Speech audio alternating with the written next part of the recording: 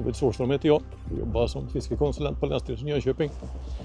Nu är jag på väg för att träffa Anton Halldén som är chef på fiskenheten och Mattias Larsson från Sportfiskarna för att få reda på lite mer om laxutsättningarna i Vättern. Hur många är det som har satts ut? Hur många är det som kommer att sättas ut? Kommer det att sättas ut några? Och vad är det som är så svårt med att få det här att fungera? Det är lite av de frågorna vi ska ställa till dem, så får vi höra vad de har att säga. Så häng med om ni vill veta mer. Varför sätter man ut lax när det inte är en ursprunglig art i sjön? Ja, det är en bra fråga, men det fanns ju en öring som lekte i utloppet ifrån Vättern och den var ju extremt storvuxen och producerade mycket fisk som man fiskar på då. Men den slogs ut i början på 1900-talet på grund av att man byggde ut vattenkraften där nere och då försvann alla reproduktionsområden. Och för att kompensera fisket för den förlorade fångsten så sätter vi ut lax. Och anledningen till att vi sätter ut lax och inte öring det är att vi vill inte att en utsett öring ska riskera att beblanda sig med den ursprungliga genuina öringen som finns kvar i Vättern. Varifrån kommer pengarna som betalar för utsättningarna? Absoluta merparten är fiskavgiftsmedel som de som äger kraftverket i utloppet från Vättern betalar in som för att kompensera den skadan att de har slagit ut den här öringsstammen.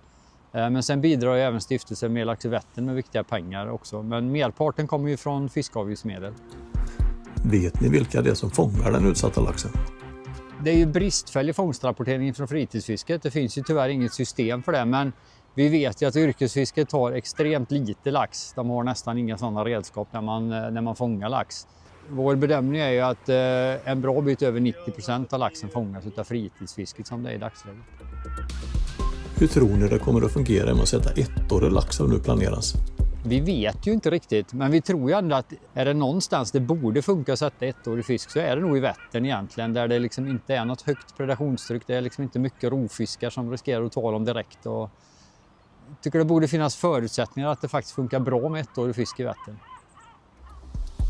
Hur viktigt tror ni valet av laxstam är? Man börjar ju med utsättningarna utav lax på 60-talet kan man säga liksom. Och då höll man på att laborera med alla möjliga stammar och grejer. Och sen så gjorde man en utvärdering på 90-talet om vilka stammar som funkar bäst. Och då visade det sig att då i alla fall så var det laxen ifrån Vänern som gick bäst. Och framförallt guldsmånslaxen. Och därför har vi siktat på att försöka sätta den typen av lax i Vättern sen dess liksom. Det är väl inriktningen i fortsättningen också att vi ska försöka hitta fisk från Vänern i största möjliga mån i alla fall. Det är väl så man kan säga. Ja. Absolut, absolut så. Varför sätter man ut just 20 000 laxar och inte fler? Ja, mängden lax den är ju kopplad till hur mycket man beräknade producerades utav den här nedströmslekande öringen. Man räknar med att det fångades ungefär i början på 1900-talet innan den försvann, att man tog i storleksordningen 15 ton av den här nedströmslekande öringen då. Och då försöker vi dimensionera laxutsättningarna då, till att motsvara ungefär den mängd som har försvunnit av nedströmslekande öring. Och det är 20 000 laxar om året. Och de här laxutsättningarna är ju lite kontroversiella eftersom det är ju en främmande art. Så gå över de 20 000, det är inte aktuellt i dagsläget i alla fall. Hur ser ni på att laxen konkurrerar om födan i sjön nu när öringbestånden ökat som en följd av ett fiskevårdande arbete? Och därför så har vi har ju sagt att vi ska försöka ha lite mer systematik kring utvärderingen av laxutsättningarna i Vättern. Dels så gör man en prövning varje år. Sportfiskarna, när ni ansvarar för det så söker ni om tillstånd hos länsstyrelserna. Då prövar vi det varje år. Och sen så inför att man förnyar förvaltningsplanen för Vättern vart 6:e år så har vi sagt att vi ska göra en lite djupare genomlysning och då tittar vi även på de här andra arterna som kan tänkas påverkas utav laxen. Ser de ut att fortsätta att gå bra ut i sjön, ja då kan man väl bedöma att laxutsättningarna faktiskt får plats. Men skulle det vara så att till exempel öringen börjar minska eller man ser minskad tillväxt eller något liknande, då kan man börja fundera på hur man ska skruva på laxutsättningarna. Varför satte man bara ut 13 000 laxmål till våras och inte 20 000? Det var det som fanns då. Och från början var det sagt att det skulle vara närmare 20 000, men sen när odlingen då detaljräknade hur mycket fisk de faktiskt hade, då visade det sig att det var inom citationstecken bara 13 000 då. Historiskt har det funnits mycket problem runt laxutsättningarna. Men vad är det egentligen som är så svårt?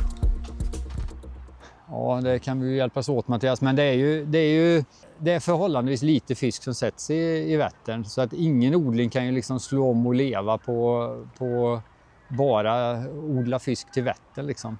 Vilket gör att vi är beroende av att få ett samspel med odling av fisk som ska gå till andra sjöar, och få det här samspelet att fungera då, så att man verkligen får tag i fisk så att det räcker till Vättern. Det där är svårt, alltså, så som marknaden ser ut. Det har ju både Länsstyrelsen och Sportfiskarna fått erfara. Liksom. Ja, men absolut, och det är ju så att Vättern ligger ju oftast längst ner i listan liksom, på att få köpa laxen. Vänern går före alltid, så då, vi får ta det som blir över oftast, och det blir kortsiktigt tyvärr. Det har varit svårt. Så har det varit, liksom, att det har varit kortsiktigt. Vi jobbar ju på att hitta en lite mer långsiktig lösning, men vi är inte riktigt där än. Men vi har väl ganska bra planer som vi tycker själva i alla fall. Ja. Ja, på tal om framtiden. Hur ser planerna ut framåt? Ja, Länsstyrelsen har ju satt ner foten. Inför 2026 ser det ut som att det inte finns någon Vänerlax på marknaden att köpa, utan den Vänerlax som finns i odling nu och som kan sättas ut 2026, den kommer att gå till Vänern rakt av till den kompensationsodlingen, vad vi har fått veta i alla fall.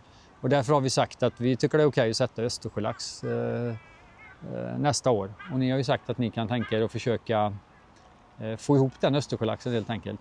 Ja, men precis, det är vår ambition, och vi har dialog med odlare som kan leverera Östersjölax. Och det ser lovande ut, men vi har fortfarande inga klara besked. Och hur ser sportfiskarnas roll ut inom laxutsättningarna? Ja, vi har blivit tilldelade uppdraget att ha totalentreprenad gällande laxutsättningen. Då är det alltså kontroll av fisk på odlingen, att se till att den transporteras till Vättern, söka de tillstånden som behövs, och sen på något sätt redovisa slutresultatet på något sätt. Så en totalentreprenad av utsättningen helt enkelt. Och vad är sportfiskarnas syn på laxutsättningar i Vättern? Ja, men generellt sett så är vi ju positiva till det, men vi har märkt att det är en delad fråga bland vår medlemsstock, kan man säga, där en del är för och en del är emot, och vi ska ju alltid representera våra medlemmars intressen.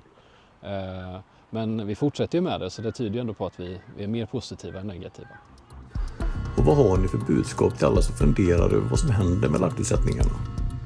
Ja, jag skulle säga att vi jobbar väldigt målinriktat med att lösa detta.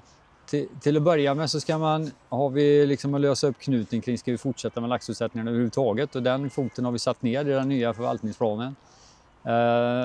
Och som ju är förankrad med många intressenter runt omkring Vättern, inklusive andra berörda myndigheter. Och sen så ska vi hitta en praktisk lösning där vi får tag i fisk, och vi ska hitta någon som är lämpad att genomföra det. Liksom.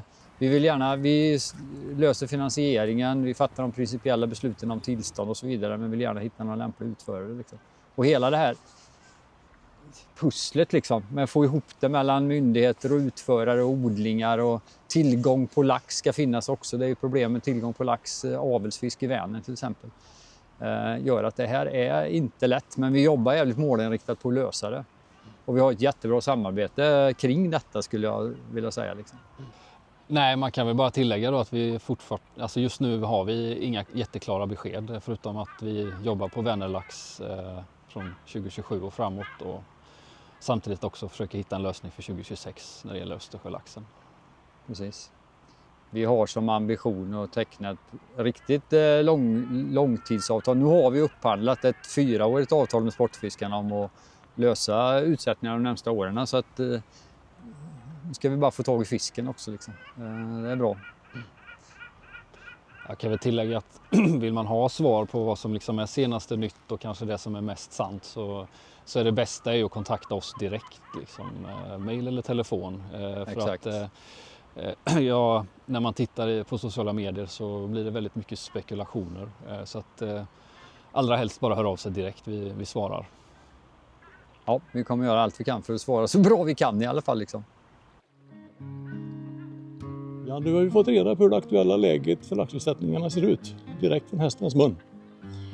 Det verkar ju inte helt långt borta innan vi får besked om laxutsättningen nästa år, men även om det verkar lovande så får vi nog stå och smöra oss med lite tålamod, som man säger i Norge.